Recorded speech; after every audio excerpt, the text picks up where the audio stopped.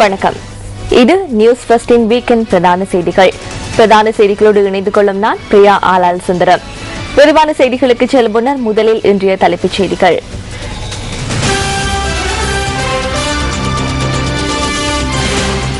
ஜனநாயகத்திற்காக முன்னிற்பதாக தெரிவிக்கும் ஐக்கிய தேசிய கட்சி நேற்று அதனை நாட்டுக்கு காண்பித்தது என்கின்றார் அமைச்சர் அமரவீர.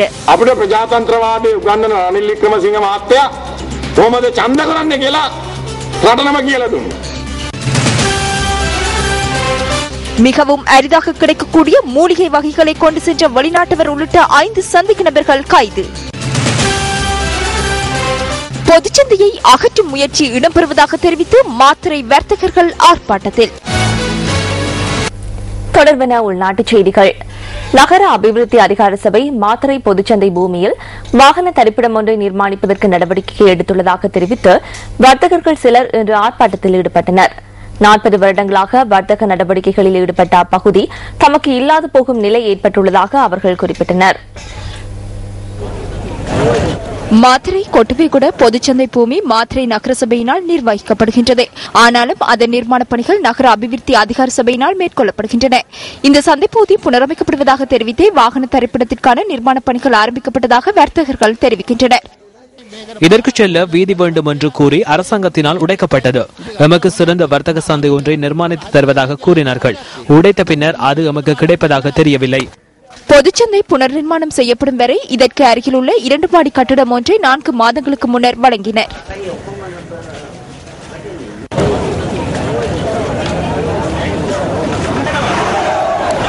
இந்த இடத்தில் உங்களுக்கு சந்தை கிடைக்காது. இங்கு ஒரு வாகன தரிப்பிடம் நிர்மாணிக்கப்படுகின்றது.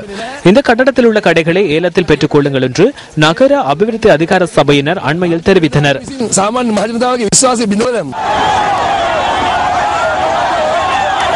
வர்த்தக நடவடிக்கைகளுக்காக கொட்டுவேகொட பொதுச்சந்தை பூமி தமக்கு அவசியம் என தெரிவித்து இன்று காலை 7 மணியிலிருந்து வர்த்தகர்கள் எதிர்ப்பு நடவடிக்கைகளில் ஈடுபட்டுள்ளனர்.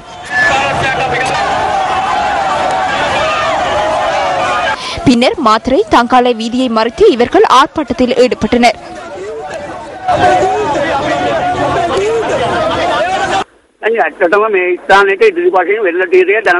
இந்த இடத்துக்கு முன்னால் உள்ள கடற்கரையில் வாகன தரிப்பிடம் ஒன்று நிர்மாணிக்கப்பட்டுள்ளது.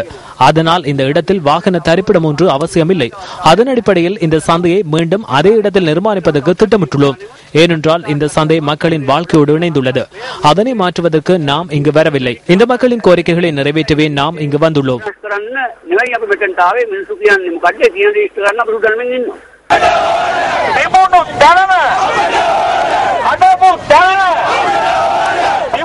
இந்நிலையில் இன்று பகல் வர்த்தக சங்க உறுப்பினர்கள் மற்றும் அதிகாரிகளுக்கிடையில் மாத்திரை நகரசபையில் இடம்பெற்ற கலந்துரையாடலின் பின்னர் எதிர்ப்பு நடவடிக்கை கைவிடப்பட்டது.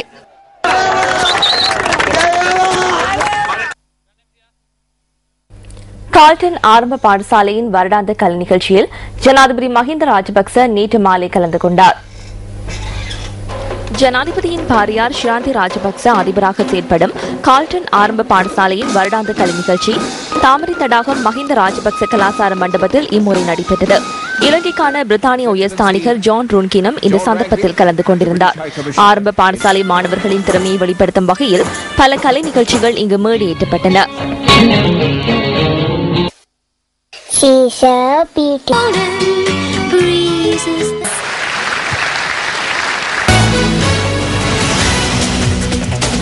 நீதிமன்றத்தின் சுதந்திரம் தொடர்பான அமைப்பு இன்று மாலை ஊடகவியலாளர் சந்திப்பு ஒன்றை ஏற்பாடு செய்திருந்தது.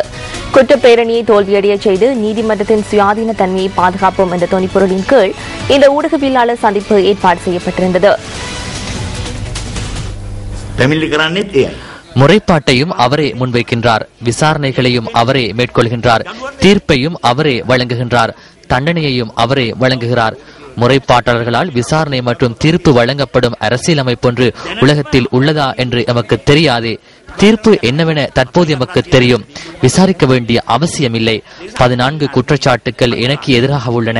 1 மாத கால அவகாசம் வழங்குமாறு கூறப்பட்டதே அது நியாயமான வேண்டுகோளாகும். விசாரணைக்கு உட்படுத்தினால் பரவாயில்லை. கொலை செய்த ஒருவருக்கு 2 மாத கால அவகாசம் வழங்கப்படும்.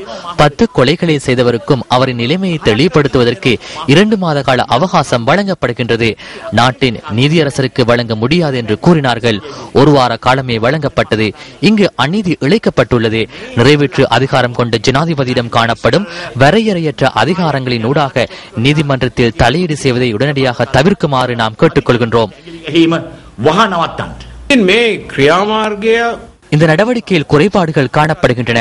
அரசியலமைப்பின் பொருள்கொடலை மேற்கொள்வதற்கு உயர் நீதிமன்றத்துக்கு அதிகாரம் உள்ளது, வேறு எவருக்கும் இல்லை. அதனால் பாராளுமன்றத்துக்கு பொறுப்பொன்று உள்ளது. உயர் நீதிமன்றம் பாராளுமன்றத்துக்கு உத்தரவு ஒன்றை பிறப்பிக்கவில்லை, வேண்டுகோள் ஒன்றை விடுத்துள்ளது. தெரிவுக்குழுவுக்கு பொறுப்பொன்று உள்ளது. எமது நாட்டின் அரசியலமைப்புக்கு அமைய அரசியலமைப்பின் பொருட்கொடல் தொடர்பில் தீர்வொன்று வழங்கப்படும் வரை பொறுமையுடன் இருக்க வேண்டும். பிரதம நீதியரசர் கலாநிதி ஷிராணி பண்டாநாயக்கவுக்கு எதிரான குற்றப்பிரேரணை தொடர்பில் பல்வேறு தரப்பினரும் கருத்து தெரிவித்தனர்.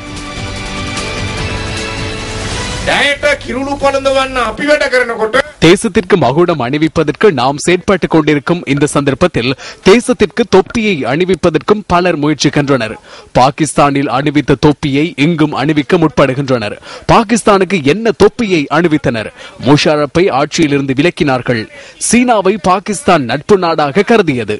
பாகிஸ்தானை உள்ளக ரீதியில் சீர்குலைப்பதற்கு ஏன் சர்வதேச சக்திகளை பயன்படுத்தினார்கள்? பாகிஸ்தானின் உயர் நீதிமன்றமே சர்வதேச சக்திகளை பயன்படுத்தியது. உயர் நீதிமன்றத்தின் ஊடாக நிறைவேற்று அதிகாரம் மற்றும் உயர் நீதிமன்றத்திற்கு இடையே மோதலை தோற்றுவித்தனர். பாராளுமன்றம் மற்றும் நீதிமன்றத்திற்கு இடையே மோதலை ஏற்படுத்தினர். முன்னோக்கி செல்லும் நாட்டை தடுக்க பாகிஸ்தானில் முன்னெடுத்த முறையினை சர்வதேச சக்திகள் இலங்கையிலும் முன்னெடுக்கின்றன. பாகிஸ்தானி ක්‍රමවේදයද ලංකාවට අදාළ ආදේශ කරන්න මේ අන්තර්ජාතික බලවේගද ක්‍රියාත්මක වෙන්නේ. අපේ ව්‍යවස්ථාව තමයි අවසාන තීන්දුව. நாட்டின் அரசியலமைப்பே இறுதி தீர்மானத்தை மேற்கொள்ள வேண்டும். அரசியல் குற்றப்பிரேரணையில் நானும் கையொப்பமிட்டுள்ளேன். அதில் குறிப்பிடப்பட்டுள்ளவற்றை நான் அவதானித்தேன். அவரின் சட்டத்தரணிகள் இது தொடர்பில் பேசுகின்றனர். அதன் தீர்ப்பு பாராளுமன்ற விசேட தெரிவுக்குழு வழங்கியவுடன் அது தொடர்பில் எமக்கு பேச உரிமை உள்ளது. எனினும் தற்போது பாராளுமன்றம் தீர்மானம் ஒன்றை மேற்கொண்டுள்ளது. பாராளுமன்றத்தில் நிறைவேற்றப்பட்ட அதுபோன்ற சட்டம் ஒன்று காணப்படுகின்றது. நீதிமன்றத்தில் வழக்கொன்று தொடர்பில் விசாரணை மேற்கொள்ளப்படுகின்றது எனில் பாராளுமன்றத்தில் அது தொடர்பில் ஒரு வார்த்தையினும் நாம் பேசுவதில்லை.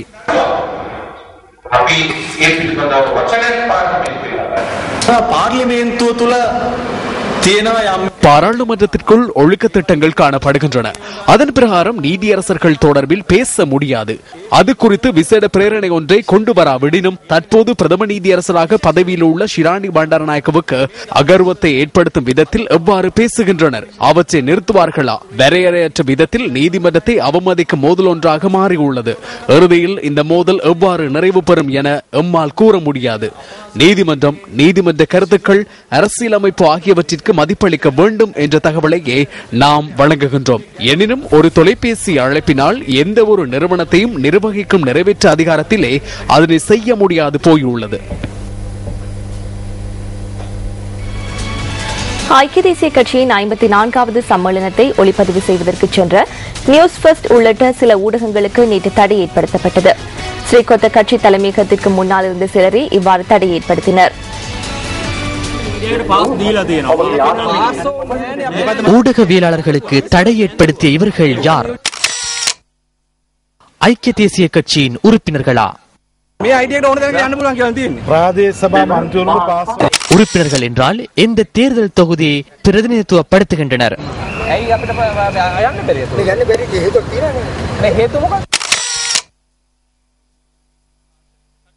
எமது தொலைநகல் மற்றும் மின்னஞ்சல் முகவரி ஊடாக இது தொடர்பிலான தகவல்களை வழங்க முடியும்.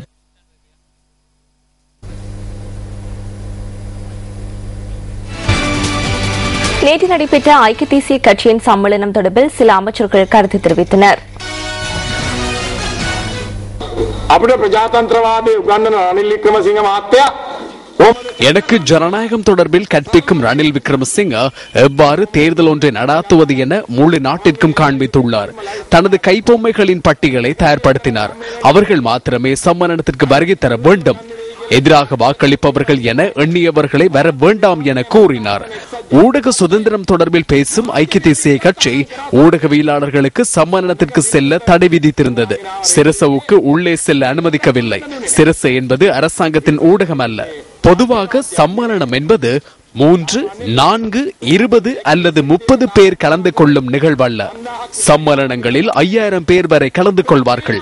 எனினும் ஜனாதிபதி மஹிந்த ராஜபக்ச இவ்வாறான சம்மேளனங்களுக்கு அனைவரையும் அழைப்பார் என பொறுப்புடன் கூறுகின்றேன். ரணில் விக்ரமசிங்கவின் அண்ணாவின் ஊடகத்திற்கும் அனுமதி வழங்கப்பட்டிருந்தது. அதே போன்று ரணில் விக்ரமசிங்கவின் மருமகனின் பத்திரிகைக்கும் புகைப்படங்களை எடுப்பதற்கான அனுமதி ஜனாதிபதியின் சம்மேளனங்களில் வழங்கப்பட்டிருந்தன. எனினும் ஐக்கிய தேசிய கட்சியின் சம்மேளனத்தில் ஊடகவியலாளர்கள் உள்ளே சென்று செயற்படுவதற்கு இடமளிக்கப்படவில்லை. ரணில் விக்ரமசிங்கவின் ஜனநாயக ஊடக சுதந்திரத்தினையே இதனூடாக காண்பித்துள்ளார். அவ்வாறு எனின் அரசாங்கத்தை கைப்பற்றினால் எவ்வாறு செயற்படுவார்?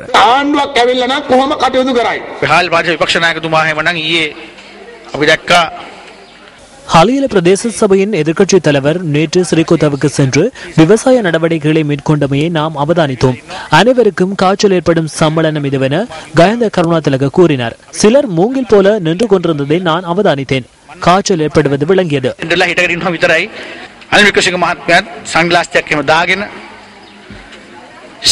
ரணில் விக்ரமசிங்க கூலிங் கிளாஸ் அணிந்து கொண்டு சென்ட்ரோ பிரெயின் போன்று அமர்கிறார், நிற்கின்றார், எழுகிறார், உறங்குகின்றார். அதே போன்று உத்தரவிட்டுக் கொண்டிருந்ததையும் நாம் பார்த்தோம்.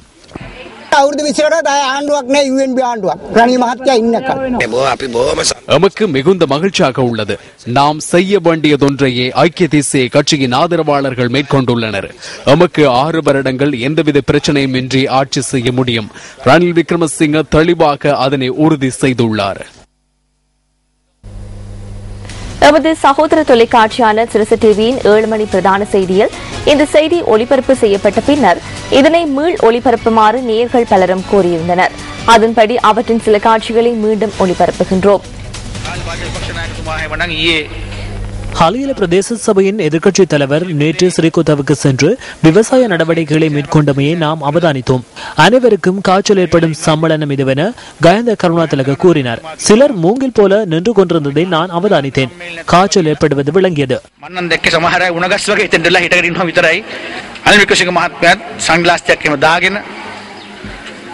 සැන්ඩෝ බ්‍රයන් වගේ ඉඳගන්නවා, හිටගන්නවා, වාඩි වෙනවා, නැගිටිනවා, නිදා ගන්නවා කිය විධාන දෙනවා දැක්කා. அடுத்த 6 வருடங்களுக்கு மீண்டும் ஐக்கிய தேசிய கட்சியின் தலைவராக நியமிக்கப்பட்டுள்ள ரணில் விக்ரமசிங்கவுக்கு ஜனாதிபதி மஹிந்த ராஜபக்ச வாழ்த்து தெரிவித்துள்ளார். மகனிகும வீதி அபிவிருத்தி இயந்திர நிறுவனத்தின் புனரமைக்கப்பட்ட கொண்டசாலை இயந்திர வேலை தளத்தை திறந்து வைத்து உரையாற்றிய போதே ஜனாதிபதி ஐக்கிய தேசிய கட்சியின் தலைவருக்கு வாழ்த்து தெரிவித்ததாக ஜனாதிபதி ஊடகப் பிரிவு குறிப்பிட்டுள்ளது. அங்கு தொடர்ந்தும் உரையாற்றிய ஜனாதிபதி நாட்டில் முன்னெடுக்கப்பட்டுள்ள பாரிய அபிவிருத்தி திட்டங்களுக்கு எதிரான விமர்சனங்களை ஏற்றுக்கொள்வதற்கும் அபிவிருத்தியின் பலன்களை பகிர்ந்து கொள்வதற்கும் அரசாங்கம் தயார் என தெரிவித்துள்ளார். சுதந்திர புரட்சியை அடுத்து நாட்டை அபிவிருத்தி செய்யும் புரட்சியை அரசாங்கம் ஆரம்பித்துள்ளதாகவும் ஜனாதிபதி மஹிந்த ராஜபக்ச மேலும் குறிப்பிட்டுள்ளார்.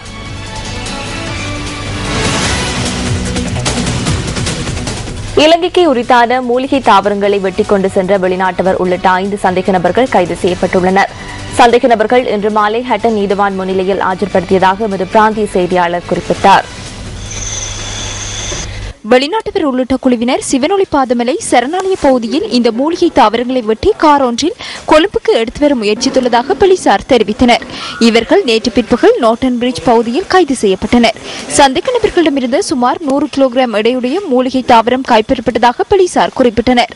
அதிக நறுமணத்தை கொண்ட இந்த தாவரம் வெளிநாடுகளில் வாசன திரவியங்களை தயாரிப்பதற்கு பயன்படுத்தப்படுவதாகவும் சூழலியலாளர்கள் கூறுகின்றனர். இந்த மூலிகை தாவரத்தை முறையாக செய்கையிடுவதன் மூலம் அந்நிய செலாவணியை ஈட்டிக்கொள்ள முடியும் எனவும் அவர்கள் சுட்டிக்காட்டியுள்ளனர்.